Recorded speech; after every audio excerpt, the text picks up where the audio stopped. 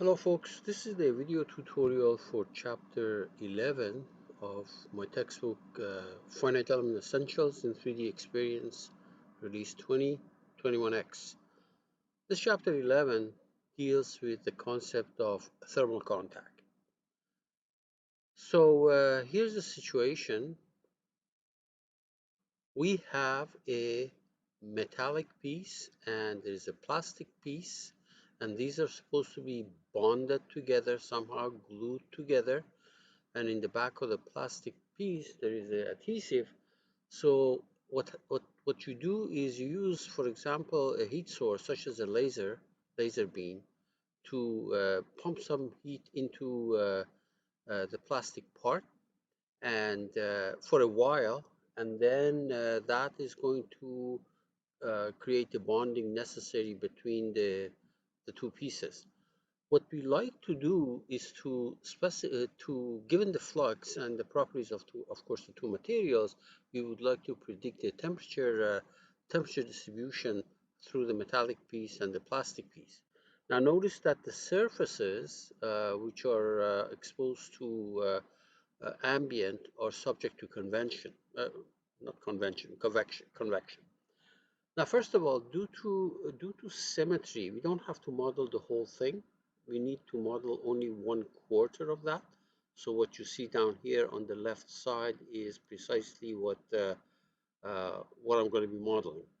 Now, the properties of the metal strip and the plastic strip were given here, and this heat flux that I was talking about is uh, uh, applied for only a specific period of time. For example, over the first 10 seconds, and then it's cut off. Okay. The other thing we should be aware of is that we are assuming that the contact between the plastic piece and the metallic piece is it's a perfect contact, and therefore for that we have a conductance, gap conductance of 100,000 watt per meter square per degree Kelvin.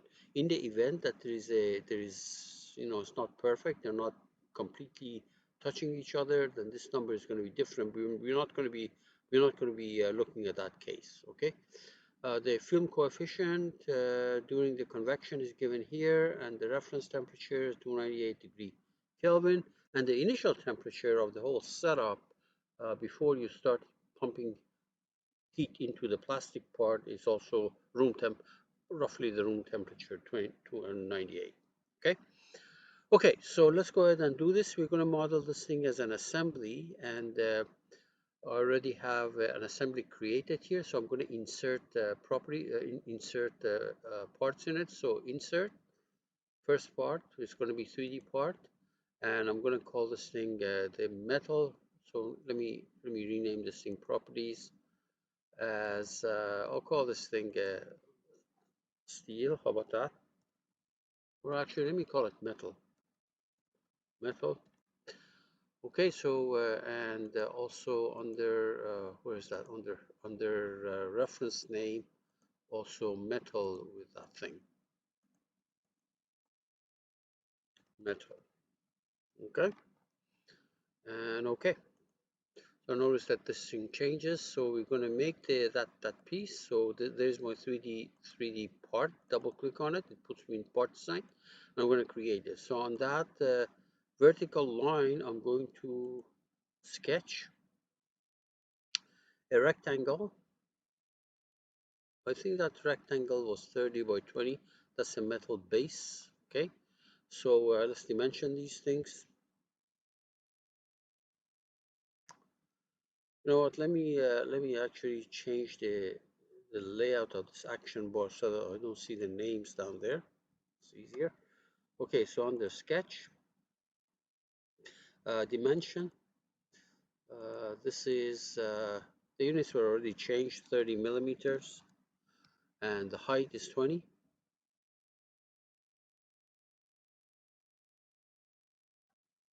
Okay, so that is the metal piece. Let's make sure that it is correct. We are 30 by height of 20, and then we're going to pad it by 20 millimeters.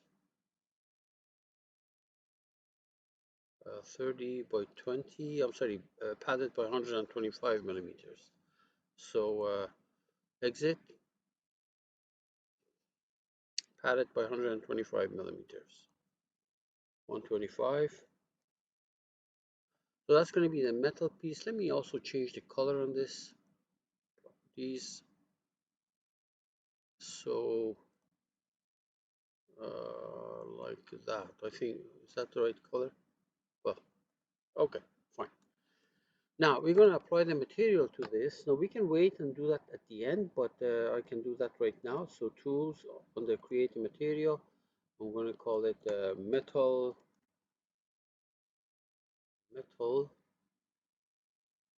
piece. Okay, and say okay. It sends me into the material database of, obviously there's nothing there, it's just a shell that I created. Now I have to input the materials. So metal piece, it was this one, right? Right click, well, under this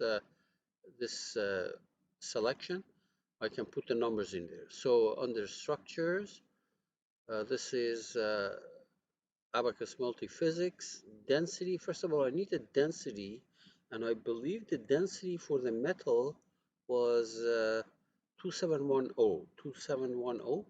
So let's type it in, 2710, 271. The 0 is already there, and this is the property unit. Okay, and then we're going to go to thermal conductivity. The conductivity was, for the metal, was 263 in that unit. 263,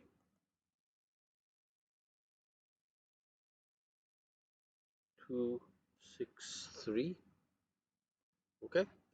And then there's specific heat. You need the specific heat because this is going to be a time dependent problem. So what is this? What's the value? Specific heat is 220. 220. Okay, so let's go put the 220 there. 220, and that takes care of that particular part. And now we say right click, apply, and I can close this and apply it to that part right there. You can apply it to this.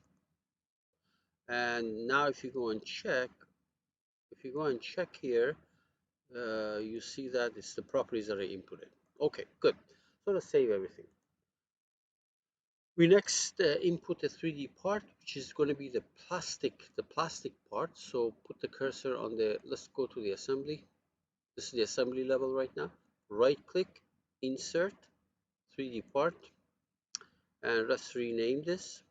Right click properties. I'm going to call it plastic.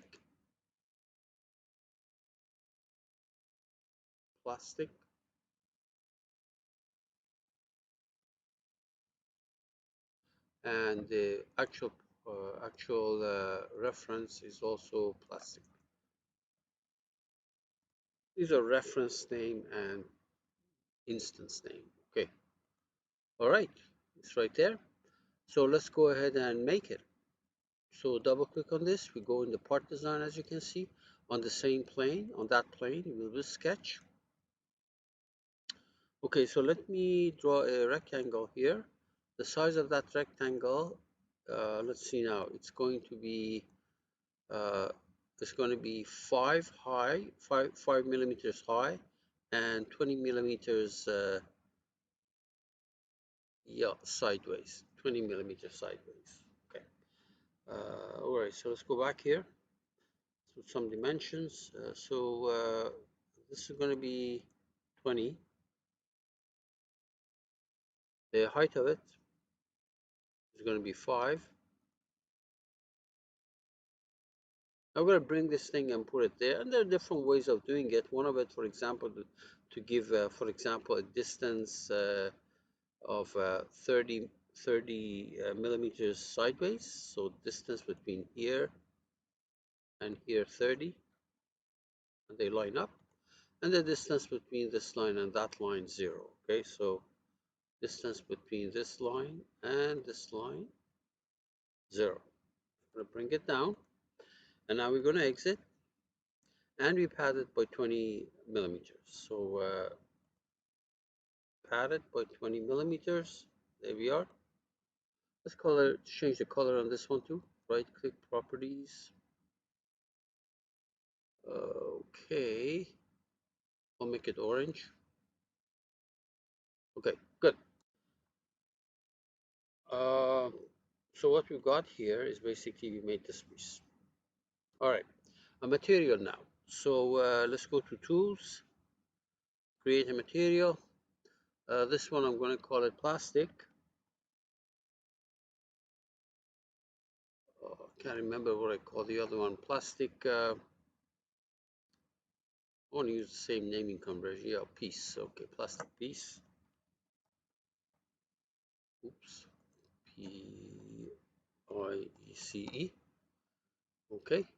Creates a shell, which is right here. Right click, simulation, and we put the proper numbers in there. So for density, the density of the plastic piece was 1798, almost half the other one, 1798.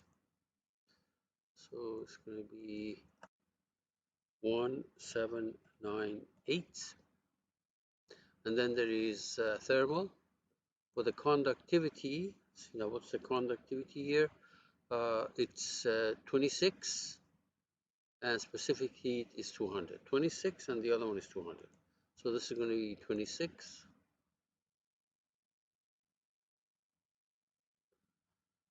And for specific heat, 200.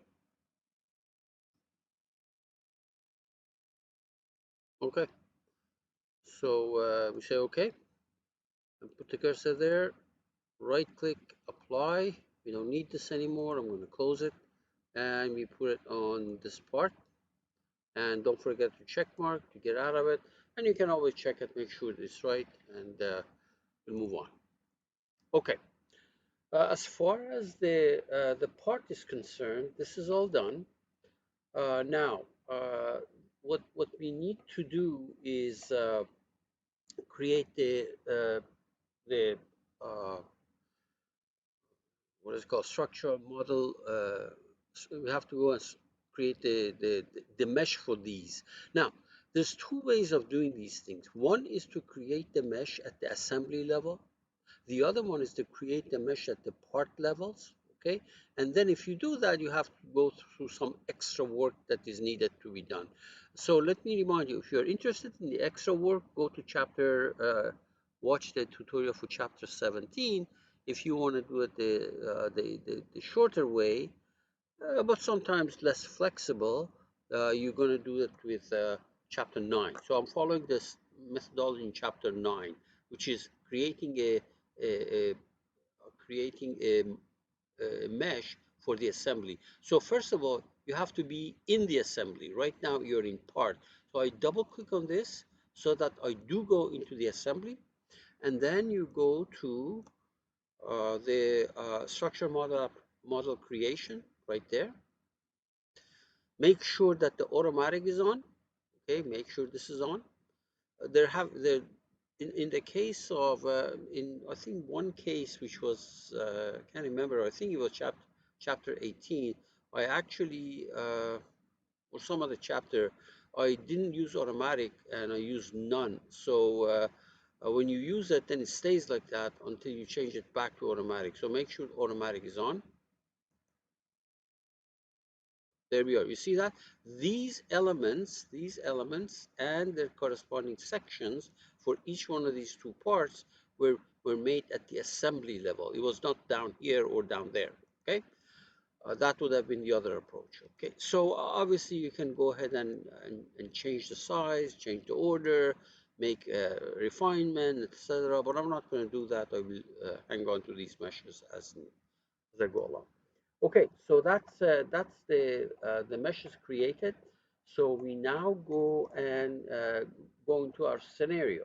Okay, scenario is where you uh, basically specify the type of problem that you're doing and the restraints and the initial conditions, etc. Now, by the way, if you want to see the mesh, there are different ways of doing it. The most at this point where I am, the most straightforward way is just update. There is it. There it is. And if you don't want to see the mesh, so just right click, mesh. Oops, not this one. Well, you could have done it there too. Right click Visualization Manager and say, don't show me the mesh. Hide the mesh. Okay, good. You can keep this thing on here. Now, so we now go to the mechanical structure scenario creation. It's a thermal problem we are doing. It's not the structural. We're not interested in the stresses and things like that. We want the temperature distribution in this assembly as a function of time. So thermal is what you want.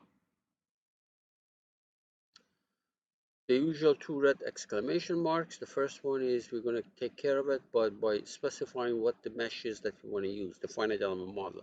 So you click on this. Notice that I clicked on setup, got the setup tab, and I click on this. And there's only a single one that's present. It's the one that was up here, made it for us, right? And we say okay. All right, notice that this turns into a green mark. Now we're gonna do this is a transient heat transfer problem that we're doing right here. Transient heat transfer, you see this right there? This is steady state, this is transient. So I'm gonna ask you to do some changes here. First of all, we want to do the simulation over 100 seconds, okay? And then we want increments, and for increments, I suggest that you use these. Of course, you can go ahead and fool around with these. So 0.01 every well, the minimum initial time step is 0.01, okay, and the maximum the maximum time increment is 1 second, and maximum number of increments 1,000, okay. Yeah, and the maximum number of temperature changes or one increment is 100. Now you can play with these and see which one, and to get some feeling for things. So we say okay. By the way, notice that over there I said do automatic time adjustment if needed, but you can also give it a fixed time step, which I didn't do. Okay, so that's fine. So let's go ahead and first of all, let's create. I don't want to see my mesh here, so let me I want to do it in the same order that I've done it in the book. So let's see now. The first thing that I do in the book is at this point define the contact condition, thermal contact condition between these. So first of all, let me hide my mesh. Okay. So under the interaction, let me just see for a second. Yeah, I already did this. This was the transient problem. So under interaction, it's surface-based contact. Well, I mean, this is not, yeah, but it's a thermal problem, but still referring to it as contact. So you have to choose a master surface and a slave surface. So for the master surface, I use this, and for the slave surface, I'm going to choose the bottom of this piece. So what's the best way of doing this thing? Let me hide this part. Okay, I also want to hide this, I suppose. Let me see. Can I pick the bottom of that? Oh, not that one. Undo. Actually, I hit the other piece by mistake. So let's, this is a hassle. So let me see now. Here's what we're going to do. We're going to go to our part. Yeah, we're going to go to our, that was the plastic part that I hit accidentally. So we go to, where is this part? This was the plastic part right there and right there. And in the part by the pad is hidden, so I'll get it back. Okay. I want to take the bottom of this. Now, the thing that I don't like is this guy, and I'm trying to see what's the best way. What is this actually? This is the maybe the best way is to the different ways of doing it. Let me hide this.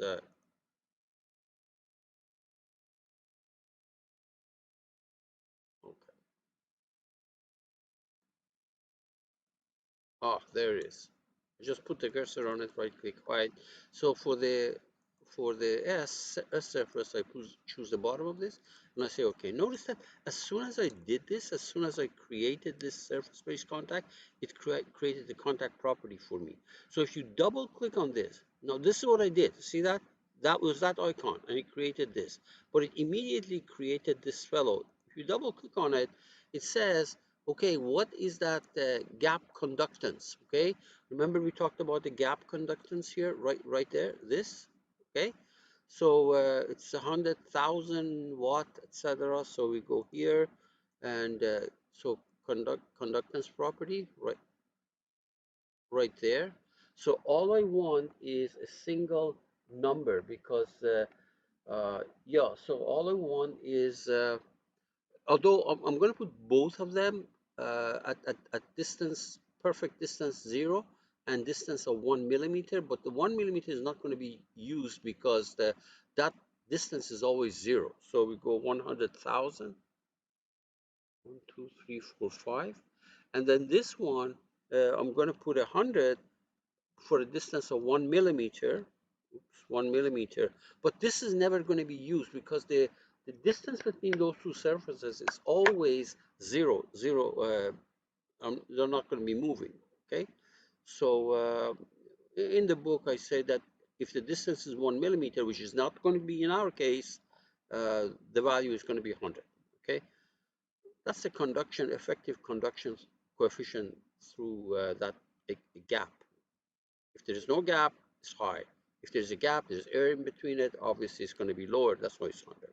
So let's go back here. And this row I have to delete. Okay, these are the only two conditions. So you can make it other numbers, add more numbers here, but that's okay. We don't need it. All right. So the next thing I want to specify the flux up here. By the way, I want to get my part back. So it's easier for me to go and get it from here. So this is the metal part, the pad that I made right there. Let's get this metal part back. Okay, good. So now we're here under thermal. This one is flux. See that? Heat flux. Okay. The only thing is that uh, that heat flux is actually a function, right? For the first 10 seconds, it's 85,000, and then after, or 850,000, and then after that is 0. So what I need to do is to create that basically amplitude curve. This curve, see this? Let me show you. This curve I have to create, and this is called, I'm going to do it as an amplitude curve there. So let's go here. To get an amplitude curve, notice that you can click on setup, and there, this is tabular amplitude. And we already did this kind of a thing in another tutorial. I can't remember, but anyway, although there's a sharp drop here, these sharp drops usually cause a problem. So I'm going to assume that it's a drop, a rapid drop, but it's not completely uh, vertical. Okay, so here's what I'm going to do. Where is that curve? Right there. So it's, let me see now. At the time 0, amplitude is 1. At the time 10, the amplitude is 1. At the time 10.001, the amplitude is 0. So it's not exactly a sharp drop, but it's a rapid drop. And finally, after 100 seconds, it's still, oops, after 100 seconds, which is the total time of my simulation, this is 0, remains 0. So this is the amplitude curve. Now I'm going to go to thermal, and I'm going to say heat flux, and I'm going to select that phase. This is the support where the heat flux is going to be applied, right? And then I'm going to be using where is that? Right here. Not or the value, by the way, 850, right? 850,000. I think that's what it was. Was it 85,000 or 850?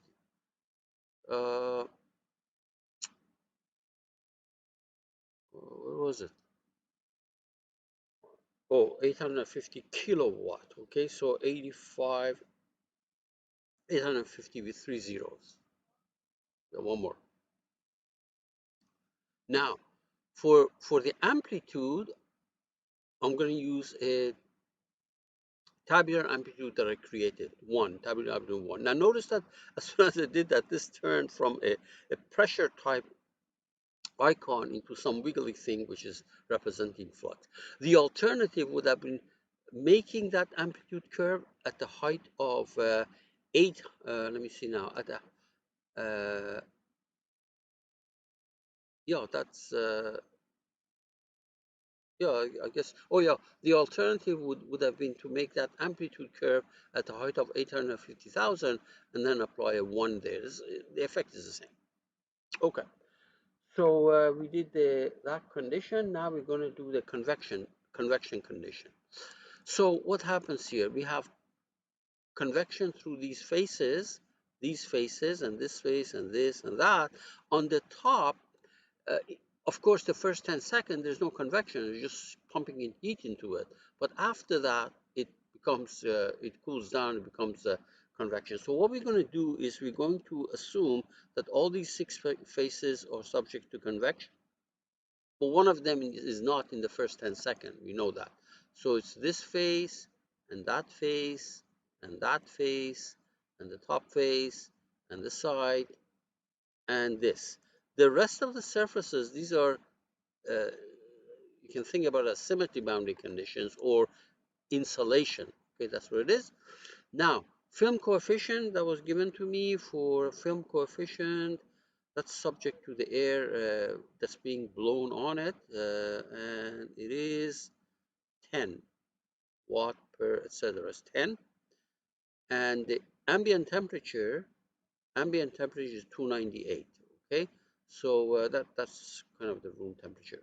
Okay, so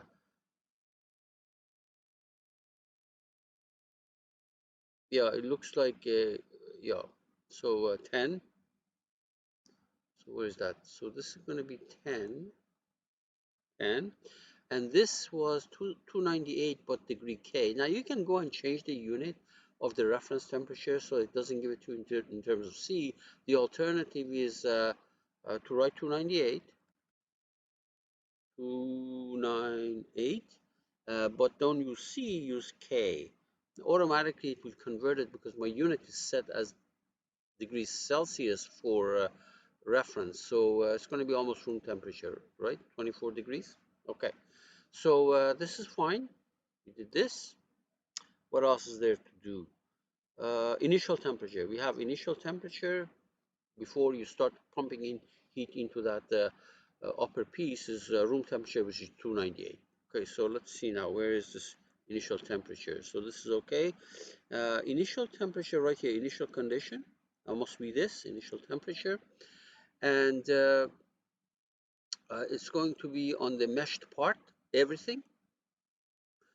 Basically these two, both of these two, you select this and you use the shift, select the other one, and you say okay, okay here, and again 298 Kelvin,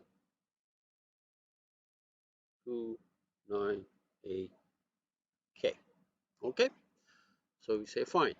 Now the last thing we want to do is we want to create a group at that corner because I want to be able to plot.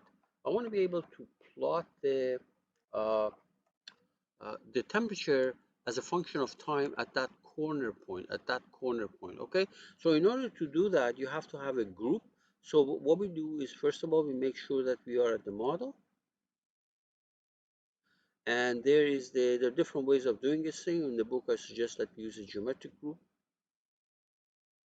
and it's a node, so that corner point, not the edge, not the edge. Cancel that. Can I remove this? Remove all? Okay. So I need that corner point. Okay, so that corner point, that node basically there. Okay, and we say okay. All right. Yeah. So before we run this thing, let's go back to scenario. Now, before we run it, before we simulate, one thing we want to do, we want to ask for additional information. In other words, history plot at that point, at that group. So you click on this, and I want a group, right? Group, and it's this geometric group that I created. I want information, additional information about this one point, which is in that geometric group. And I want not the field, I want history plot, because I want to plot as a function of time, and this is going to be thermal.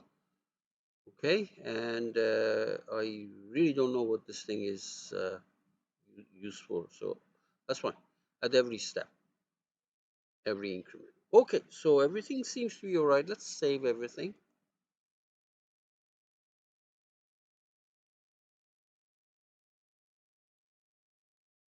All right, let's check actually our model. Hopefully there are no mistakes, serious mistakes. Yeah, that's good. Let's check our simulation. Make sure there are no problems which bars the simulation from completing. So we say fine.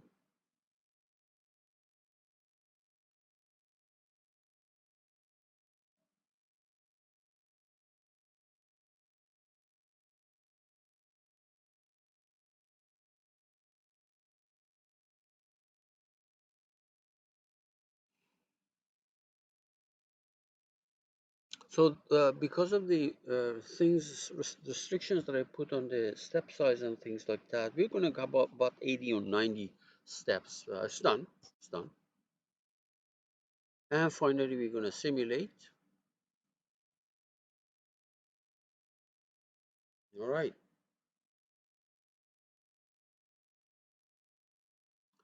Now remember, this was a thermal problem, but we could have turned this thing to a thermal structure, find a stress distribution in the metallic piece or the plastic piece, but that's not what we did. We did this is a straightforward heat transfer calculation. Okay. If you click on the iteration, it gives you the different steps that it's doing the calculation for. This was all a linear problem, as you know. So when it goes to a total time of 1, it's going to be done.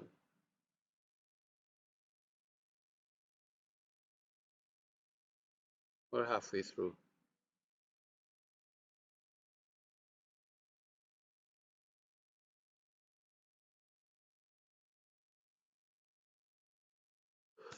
Okay.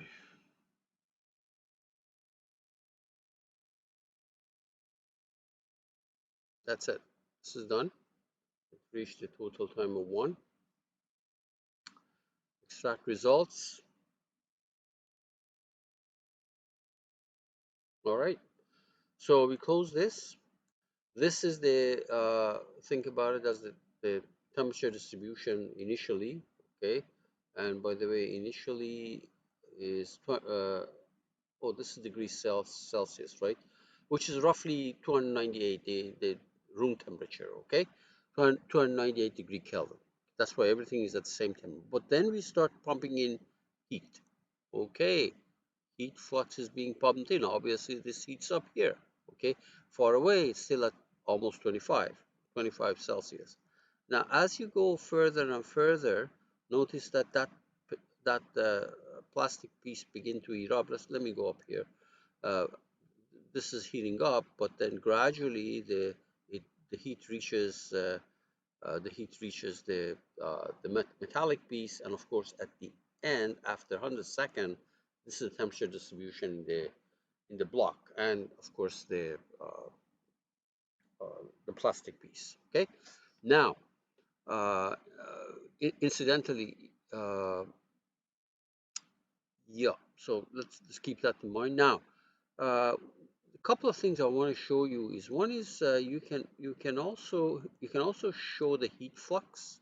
Okay, and this is the heat flux at the final stage. Okay, if you look at the initial stages, the heat flux is only downward. You can see that only downward, right? Only downward, and then gradually it goes into the metallic piece. The only thing is that if I don't like there's too many arrows here, it's very easy.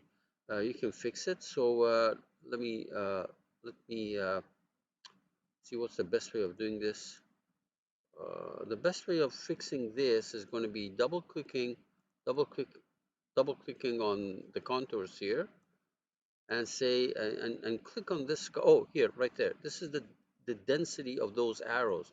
So I can bring it down here so that the fewer arrows I can have a better idea of what's going on. So that showed you this. And the final thing I want to do is to show you the temperature variation of that one corner point as a function of time. So to do that, you have to go to the display tab here, which is already there. And then there is XY plot. Is this the XY? Yeah, XY plot right there from history. And it's for output 2, the extra one that I asked for, and the temperature variation, right? So all you do is say apply. This is the dialog box that opened up. Okay, apply, and there is a temperature distribution. Initially, the temperature is rising, rising, rising, and then after you cut off the heat, uh, and the temperature begins to drop. And of course, after a long time and beyond 100 seconds, this will reach the 298 degrees Kelvin, which is roughly 25 degrees centigrade. So it's going to drop very slowly. Okay, this took care of the thermal contact problem. Good luck. It's a very useful tool.